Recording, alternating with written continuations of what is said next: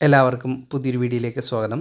Kerala public service കമ്മീഷൻ്റെ ഇന്നത്തെ ഏറ്റവും പുതിയ അറിയിപ്പുകളാണ് ഈ വീഡിയോയിൽ നമ്മൾ ഡിസ്കസ് ചെയ്യുന്നത്. പ്രമാണ പരിശോധന.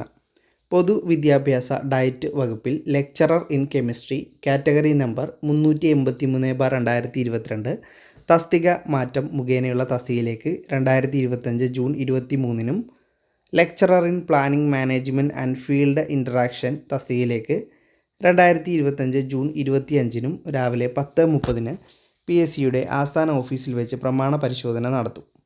ഉദ്യോഗാർത്ഥികൾക്കുള്ള പ്രൊഫൈൽ സന്ദേശം, SMS എന്നിവ നൽകിയിട്ടുണ്ട്. സംശയ നിവാരണത്തിനായിട്ട് GR2A വിഭാഗവുമായിട്ട് ബന്ധപ്പെടണം.